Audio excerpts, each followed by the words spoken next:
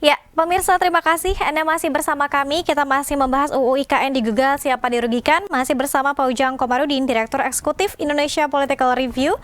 Dan Pak Ujang, ini sudah ada beberapa yang bertanya begitu di kanal YouTube Sultan TV. Yang pertama saya ingin bacakan adalah terkait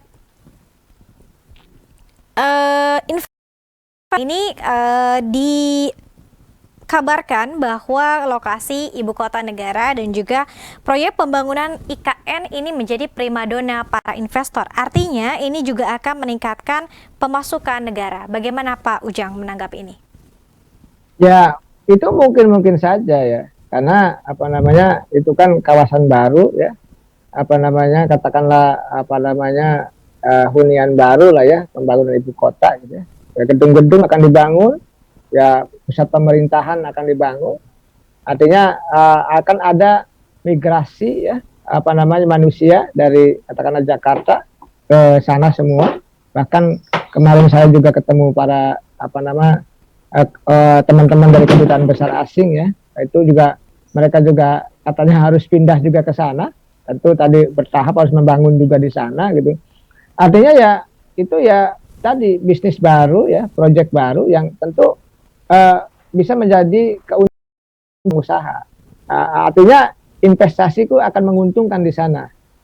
Tetapi kan di saat yang sama, kalau boleh saya katakan ya, tetapi kan proses migrasi birokrasi misalkan ASN ya, proses migrasi manusia dari Jakarta, misalnya dari pusat yang tadinya di Jakarta ke sana ke Kalimantan Timur gitu, itu kan sebenarnya memindahkan manusia itu kan tidak sederhana.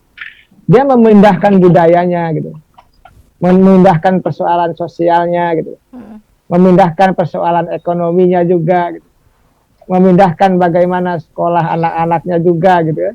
Nah ini juga harus menjadi perhatian dari pemerintah. Karena hari ini saya mendengar dari beberapa teman ya yang melihat bahwa mereka akan mundur dari ASN dari kementerian, ingin jadi di Pemda saja agar tidak pindah ke sana gitu. Ada sudah lumayan banyak tuh yang ASN, ada yang mau pindah ke Pemda agar tidak mau mereka pindah ke sana. Tadi karena memindahkan manusia itu memudahkan semua hal. Soal karakternya, soal budayanya, soal bahasanya, soal ekonominya, soal keluarganya banyak. Tetapi memang tadi kalau bicara bisnis ya mungkin saja menjadi tempat pertumbuhan ekonomi baru gitu. Itu kan. Tetapi kalau saya boleh mengkritik, ini kritikan saya ya, tentunya subjektif. Nah mestinya kalau ingin membangun pertumbuhan ekonomi baru ya, sentra-sentra ekonomi baru ataupun untuk investasi pemerataan ekonomi, kalau saya mengkritiknya ya, saya bukan ahli ekonomi. Ya mestinya negara atau pemerintah selain membangun ibu kota, membangun sentra ekonomi di seluruh kawasan, di seluruh provinsi gitu loh. Kan itu mestinya yang dibangun. Kalau hanya misalkan di Kalimantan, ya tidak Jawa sentris, ya Kalimantan aja ya mungkin. Di situ Kalimantan Timur yang akan berkembang, akan maju. Tetapi kalau pemerintah membangun ekonomi di seluruh kawasan, di seluruh provinsi, nah itu akan berkembang semuanya. Terutama di wilayah timur kan begitu. Nah, ini sebenarnya kritikan-kritikan kita kepada pemerintah yang mohon maaf ya mesti didengar juga gitu. Jadi secara investasi mungkin menjadi primadona, mungkin akan menguntungkan. Tetapi tadi di saat yang sama juga pasti akan ada persoalan sosial yang mengiringi. Oleh karena itu ya harus pemerintah harus mampu memanage itu semua. Bagaimana persoalan ekonominya, persoalan sosialnya, persoalan budayanya, persoalan kehidupan baru di sana gitu. Itu kan tidak mudah karena tadi sampai 2045 ya secara bertahap itu di sana juga masih sepi. Saya rasa pembangunannya juga tidak akan semudah yang kita bayangkan. Ini juga tentu kita lihat aja nanti apa yang terjadi ke depan. Kita awasi bersama, kita kontrol bersama agar agar pembangunannya itu berjalan sesuai yang kita harapkan ya. Karena pemerintah tanpa kritik, tanpa masukan, walaupun investasinya banyak, tapi buat siapa kan gitu untungnya? Apakah untuk elit politiknya, misalkan untuk biaya nyapres gitu ya? Apakah untuk pengusahanya? ataukah untuk rakyatnya? Apakah nanti pembangunan ibu kota baru itu memang tadi ingin membangun kekuatan ekonomi baru di sana? Lalu bagaimana misalkan di tempat-tempat yang lain, di daerah-daerah lain, apakah rakyatnya untung? Apakah rugi? Apakah ada dampak ekonomi bagi masyarakat di daerah lain? Kan menurut saya enggak juga. Kalau menjadi sentra ekonomi baru, iya. Menjadi primadona mungkin saja. Tetapi apakah akan menjadi magnet gitu ya pertumbuhan ekonomi di sekitarnya atau di daerah lain? Kan tidak. Kalau di daerah lainnya tidak dibangun sentra ekonomi yang baru gitu. Ya tentu saya yakin pemerintah sedang memikirkan itu. Kalau ingin pemerataan ya di semua provinsi, di semua kawasan, di semua wilayah sentra ekonomi baru. Ya tadi pemerintahannya biar di Kalimantan Timur, tapi sentra ekonominya harus menyebar. Kan nggak mungkin juga nanti misalkan masyarakat harus bermigrasi semua ke sana karena ibu kota di sana. Kan misalkan di Jakarta kan orang-orang bermigrasi termasuk para pengemis, termasuk para pengamen. Kan nggak mungkin juga gitu ya. Misalkan pengamen-pengemis itu ketika ibu kota baru harus ke sana gitu kan tidak, kalau sentra-sentra ekonominya tumbuh di banyak daerah. Inilah yang harus dikembangkan oleh pemerintah agar rakyat itu membangun dari desa gitu loh. Tidak harus dari ibu kota.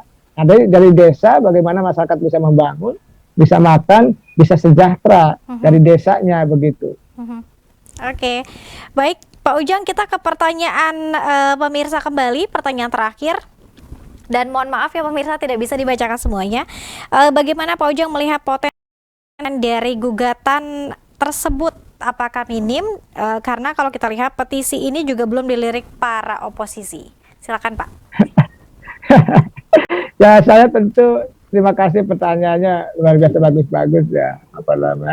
Anak-anak Indonesia, bapak-bapak, ibu-ibu, pemirsa Sultan TV ini orang-orang hebat, gitu, orang-orang cerdas gitu ya. Jadi pertanyaannya saya bingung menjawabnya karena agak susah.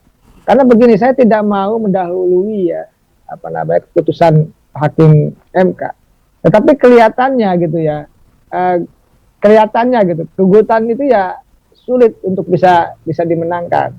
Sulit kelihatannya ya. Kenapa? Berbeda dengan Undang-Undang Omnibus Law Cipta Kerja. Kalau Undang-Undang Omnibus Law Cipta Kerja itu sudah jelas banyak yang dirugikan, misalkan buruh, ya kan, seluruh rakyat, mahasiswa, semua kekuatan menolak Undang-Undang Omnibus Law Cipta Kerja.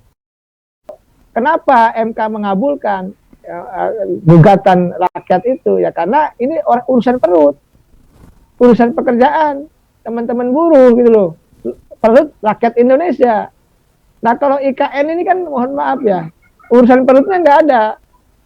Jadi urusan perut rakyatnya kan ya nggak ada. Ini urusan kepentingan yang lebih besar lagi gitu. Jadi saya melihatnya secara sederhana ya, saya menggambarkannya seperti itu. Jadi kemungkinan besar hakim MK agak sulit untuk bisa memenangkan gugatan. Tapi sekali lagi saya bukan orang hukum, pandangan saya subjektif terkait dengan itu. Tapi saya melihat dari pengalaman sebelumnya, dari konteks psikologis dan psikologisnya, lalu pengalaman bagaimana Undang-Undang Cipta Kerja, paling tidak saya bisa memberikan pendapat seperti itu. Agak sulit dan agak berat. Tapi kita tidak tahu apakah ada kejutan keputusan dari Mahkamah Konstitusi begitu. Kan Mahkamah Konstitusi hakimnya harus adil, harus bijaksana, harus objektif. Nggak boleh dia condong ke pemerintah atau condong ke rakyat. Adil saja. Karena dia mewakili keadilan itu sendiri. Kalau tidak adil ya kita tidak banyak berharap kepada mereka. Tapi kalau mereka adil, tentu itu yang kita harapkan. Sekali lagi soal potensi kemenangan gugatannya seperti apa, saya tidak mau mendahului keputusan Mahkamah Konstitusi. Tetapi kalau saya diminta jawaban ya, saya mengatakan kelihatannya agak berat karena berbeda dengan kasus Undang-Undang Omnibus Law Cipta Kerja. Kalau Omnibus Law Cipta Kerja itu urusan dengan perut seluruh rakyat Indonesia. Karena seperti saya ini kan dosen ini kan buruh, pasti akan persoalan UMR juga gitu kan. Ya kita juga sama, waktu itu ya menolak, bahkan malam itu saya diwawancara salah satu stasiun televisi juga gitu ya. Ya menolak kalau saya terkait dengan persoalan undang-undang omnibus cipta kerja itu. Nah, saya mengatakan biarkan hakim memutuskan dengan keputusannya yang adil. Kita lihat saja apakah memang nanti gugatan itu dikabulkan atau ditolak. Seperti itu, Mbak Dea. Oke.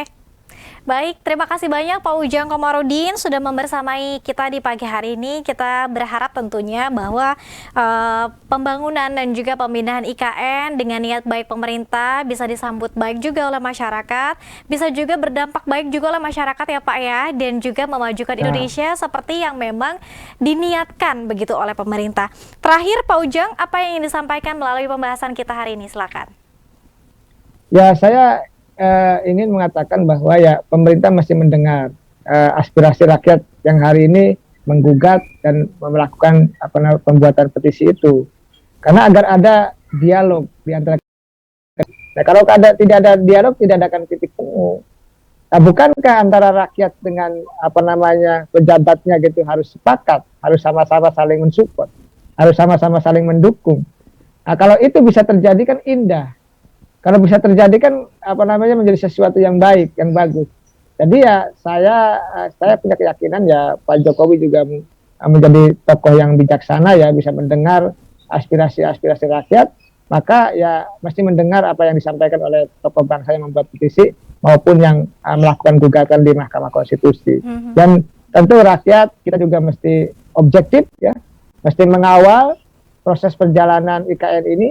Kita kawal bersama-sama, kita awasi bersama-sama, jangan ada penyimpangan, jangan ada korupsi, ya kan, jangan sampai ada kesalahan-kesalahan yang fatal yang dibuat oleh kepala otorita baru nanti. Kita kawal siapa ketuanya, bagaimana cara kerjanya, lalu bagaimana persoalan pendanaannya, bagaimana persoalan ekonomi, sosial, politik, dan lain sebagainya. Kita kawal bersama-sama hingga tuntas, agar apa?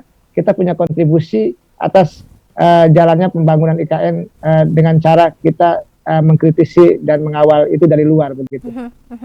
Oke, baik, terima kasih sekali lagi Pak Ujang Komarudin, Direktur Eksekutif Indonesia Political Review. Sehat selalu Bapak, semoga nanti kita bisa sambung lagi di sesi selanjutnya tentunya dengan tema menarik lainnya ya Pak ya. Terima kasih, sehat selalu Pak. Amin. Amin, sama-sama Mbak Dea. Ya.